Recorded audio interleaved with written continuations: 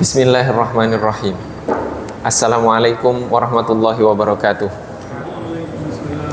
Alhamdulillahirabbil alamin. Nahmadullaha hamdan syakirin, hamdan na'imin, hamdan yuwafi ni'amahu wa yukafi'u mazidah. Ya Rabbana lakal hamdu kama yanbaghi li jalali wajhikal karimi wa azimi sultanik. Asyhadu an la ilaha illallah wa asyhadu anna sayyidana Muhammadar Rasulullah. Allahumma salli ala sayyidina Muhammadin abdika wa rasulikan nabiyil ummi wa ala alihi wa sahbihi wa sallim. Amma ba'du. Jamaah yang dirahmati oleh Allah Subhanahu wa taala, sebelum kita memulai, mari kita membaca Al-Fatihah. Kita khususkan untuk penulis wasiat Sayyid Muhammad bin Siddiq Al-Ghumari, dan juga yang menjelaskan wasiat tersebut Sayyid Abdul Aziz, dan juga untuk kita semuanya dan seluruh orang tua kita, seluruh keluarga kita. Semoga Allah Subhanahu wa taala memberikan keistiqomahan kepada kita untuk berjalan di atas jalan ilmu dan menganugerahkan kepada kita kemampuan untuk mengamalkan ilmu yang telah kita pelajari. Ala hadhihi niyyah wa bi kulli niyatin shalihah wa ila hadratin nabiyil mustafa sallallahu alaihi wa alihi wasallam. Al-Fatihah.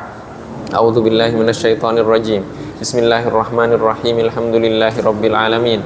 Ar-Rahmanir-Rahim. Maliki yaumiddin. Iyyaka na'budu wa iyyaka nasta'in. Ihdinas siratal mustaqim. Siratal ladzina an'amta 'alaihim ghairil maghdubi 'alaihim waladdallin. Amin. Dan kembali kita bacakan Al-Fatihah. Kita khususkan untuk saudara-saudara kita yang di negeri Palestina, di mana sekarang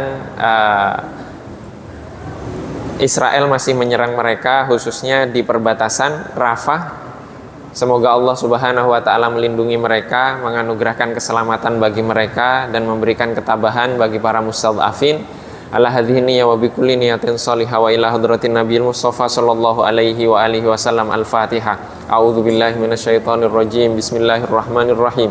Alhamdulillahirabbil alamin. Ar-Rahmanir-Rahim. Maliki yaumiddin. Iyyaka na'budu wa iyyaka nasta'in. Ihdinas siratal mustaqim. Siratal ladzina an'amta 'alaihim ghairil maghdubi 'alaihim waladdallin. Amin. Jamaah yang dirahmati oleh Allah Subhanahu wa taala, pada kesempatan kali ini kita akan mengkaji tema wasiat yang disampaikan oleh Sayyid Muhammad bin Siddiq Al-Ghumari, tidak mencari celah orang lain. Syekh Muhammad bin Siddiq rahimahullahu ta'ala berkata, la takshifa auratan. Aku pun berwasiat agar tidak membuka celah atau aib orang. Sayyid Abdul Aziz menjelaskan, sebab membuka celah aib seorang muslim tanda iman seseorang tidak masuk sampai ke dalam hatinya. Sebagaimana sabda Rasulullah sallallahu alaihi wa alihi wasallam dari Sayyidina Abdullah ibnu Umar radhiyallahu taala anhu, bahwasanya beliau berkata, Sa'ida Rasulullah sallallahu alaihi wa alihi wasallam al-mimbara. Rasulullah sallallahu alaihi wasallam naik ke atas mimbar.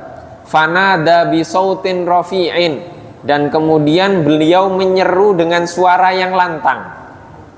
Faqala, beliau bersabda, ya ma'syara man aslama bilisanihi walam yufdil imanu ila qalbihi. Wahai sekalian orang yang menyatakan bahwa ia telah berislam dengan lisannya, akan tetapi keimanan tidak masuk ke dalam hatinya. La tu'zul muslimina, janganlah kalian menyakiti kaum muslimin. Wala tattabi'u auratihim, dan janganlah kalian mencari-cari celah aib mereka. Fa innahu may yattabi'u aurata akhihil muslimi yattabi'ullahu auratahu. Karena sesungguhnya barang siapa yang mencari-cari aib, celah saudaranya sesama muslim, sungguh Allah Subhanahu wa taala akan mencari-cari celah aib seseorang tersebut. Waman tattabi'ullahu auratahu yafdahuhu fi jawfi rahlihi. Dan barang siapa yang Allah Subhanahu wa ta'ala telah mencari celah orang tersebut, maka Allah Subhanahu wa ta'ala akan membongkarnya walaupun ia berada di tengah tempat tinggalnya. Hadis riwayat Imam At-Tirmidzi dan Imam Ibnu Hibban. Maka membuka celah seorang muslim termasuk dosa yang bisa dengan cepat mendatangkan siksa Allah Subhanahu wa taala di dunia, yaitu terbongkar dan terbukanya celah aib dirinya meskipun ia berada di dalam rumahnya, sebagai balasan langsung dari Allah Subhanahu wa taala. Telah berkata kakek kami, Imam yang arif kepada Allah Subhanahu wa taala, Abul Abbas Ahmad bin Abdul Mu'min, dalam kitab Adabul Murid tentang kaedah para sufi. Termasuk wajib bagi mereka, yaitu para sufi, untuk tidak mencari-cari celah aib makhluk Allah Subhanahu wa taala. Jika tampak dari mereka sebuah kesalahan, mereka menutupinya, tidak dibeberkan. Jika itu sebuah pelanggaran atau keluputan, maka mereka melupakannya. Dan apabila dibuka atau diperdengarkan kepada salah satu di antara mereka celah aib manusia, maka mereka memohon kepada Allah Subhanahu wa taala agar menutupi celah tersebut, karena itu merupakan pembuka dari setan yang tidak perlu diperdulikan. Jamaah yang dirahmati oleh Allah Subhanahu wa taala, di dalam wasiat ini Sayyid Muhammad melarang kita untuk mencari-cari aib orang lain atau membuka aib orang lain. Jika aib tersebut terbuka di depan kita, maka salah satu kaedah yang diterapkan oleh para kaum sufi adalah menutupi aib tersebut selama Allah Subhanahu wa taala menutupinya. Jadi beberapa kali kita contohkan di sini bahwa Rasulullah Shallallahu Alaihi Wasallam menolak sampai 3 kali kesaksian seorang sahabat yang melakukan perbuatan zina. Jadi sahabat ini datang ke Rasulullah mengaku bahwa dia melakukan perbuatan zina. Rasulullah menolaknya. Mungkin kamu lupa, mungkin kamu ini, mungkin kamu tidak sadar, dan seterusnya sampai 3 kali. Para ulama menyimpulkan dari kejadian ini bahwa Rasulullah Shallallahu Alaihi Wasallam menginginkan pelaku dosa tersebut untuk menutup aibnya dan bertobat kepada Allah Subhanahu wa taala. Jadi ini akhlak yang dicontohkan oleh Rasulullah Shallallahu Alaihi Wasallam atas aib yang terbuka di hadapan seorang muslim, maka tugasnya adalah menutupi aib tersebut, bukan kemudian mengumbarnya. Kemudian di sini dikatakan bahwa termasuk wajib bagi mereka para sufi untuk tidak mencari-cari celah aib makhluk Allah. Ini ada sebuah kisah Uwais Al-Qarni. Uwais Al-Qarni itu ketika dicari oleh Sayyidina Umar dan Sayyidina Ali, jadi orang-orang jamaah haji dikumpulkan yang dari Yaman, sampai dipisahkan, tersisa kabilah dari Uwais Al-Qarni. Ditanya, Uwais Al-Qarni mana? Tidak ada yang bertanya Uwais Al-Qarni kecuali akan menjawab dia seorang yang gila. Artinya Uwais Al-Qarni ini tidak terkenal di dunia. Nah, dikisahkan bahwa Uwais Al-Qarni itu biasanya tugas kerjaan dia itu mengumpulkan sisa-sisa makanan, di mana sisa makanan itu dia berikan kepada kucing, kepada anjing. Dan waktu dia mengumpulkan makanan itu ada anjing yang menggonggong ke Uwais Al-Qarni. Apa yang dikatakan oleh Uwais Al-Qarni ini kepada anjing tersebut? Wahai anjing, jika kelak di Siratal Mustaqim saya bisa menyeberangi Siratal Mustaqim, maka saya adalah orang yang selamat. Saya adalah orang yang mulia. Jika kamu jatuh menyeberangi Siratal Mustaqim itu, maka kamu bukan makhluk yang mulia. Tapi jika kamu yang berhasil menyeberangi, maka kamu yang mulia. Dan jika saya jatuh, maka saya tidak mulia. Saya yang celaka. Jadi itu obrolan dia dengan anjing. Kalau kita sekarang terbalik. Lah manusianya dipanggil hewan kalau sekarang. Manusianya dipanggil dengan hewan. Di mana kita dari akhlak-akhlak yang seperti ini? Di mana kita dari akhlak-akhlak yang seperti ini? Jadi sufi itu mencontohkan akhlaknya Rasulullah Shallallahu Alaihi Wasallam, yaitu menutup aib. Jadi aib itu ditutup, bukan diumbar. Bukan diumbar. Nah sekarang ini masa-masa panas kita untuk mengumbar aib. Jangan sampai kita mengumbar aib, karena yang kita umbar aibnya itu juga saudara kita. Saudara kita. Loh, bagaimana kalau melihat kezaliman? Kezaliman itu beda lagi. Karena ada hadis yang lain yang menjelaskan tentang bagaimana merubah kezaliman. Man ra'a minkum mungkaran, barang siapa di antara kalian melihat kemungkaran, maka rubahlah dengan tangan. Dengan kekuasaan. Fa in lam yastati, jika tidak mampu, maka rubahlah dengan lisan. Fa in lam yastati, jika tidak mampu, rubahlah dengan hati. Dengan hati itu apa? Mengingkari.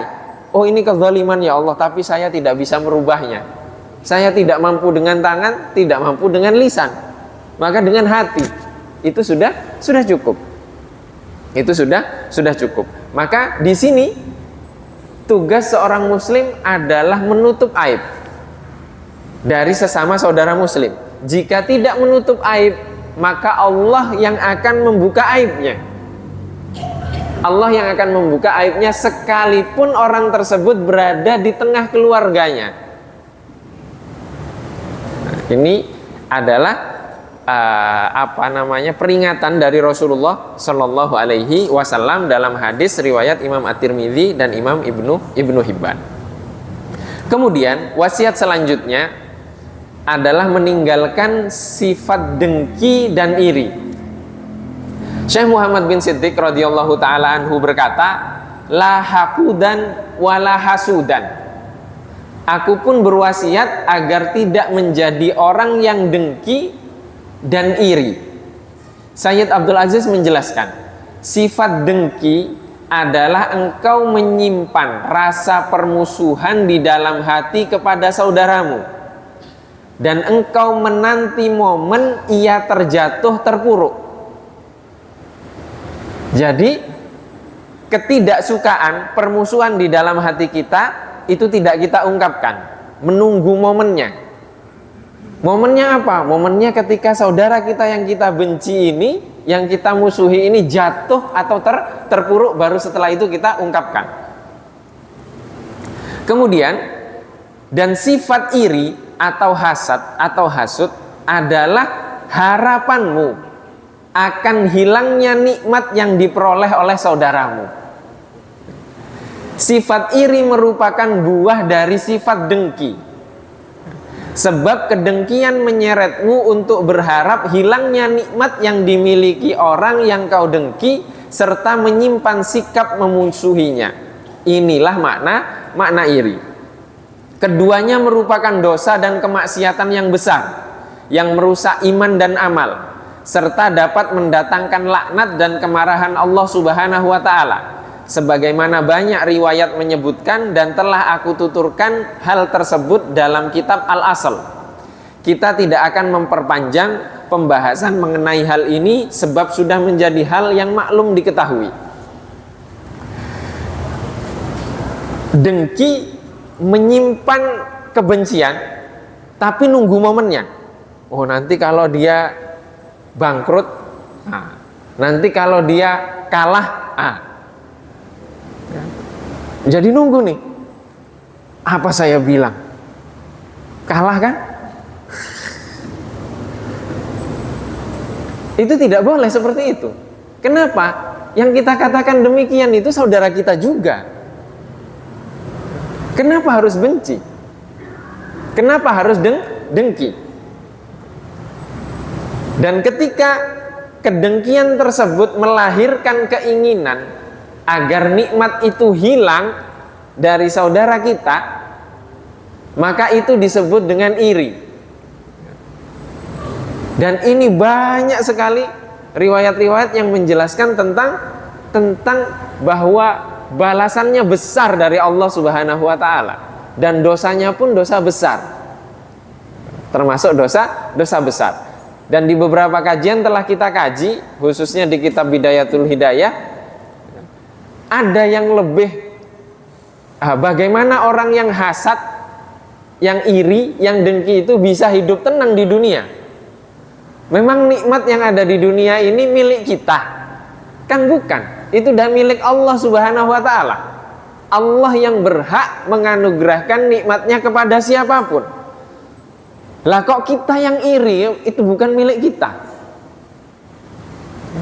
Bagaimana orang yang seperti ini bisa hidup tenang? Di dunia tidak tenang, apalagi di akhirat. Apalagi di akhirat. Karena apa? Karena dia mengirikan sesuatu yang bukan miliknya. Itu milik Allah. Allah yang berhak untuk menganugerahkan nikmat itu kepada siapapun. Maka dengki dan iri ini adalah dosa besar yang harus kita jauhkan dari diri kita.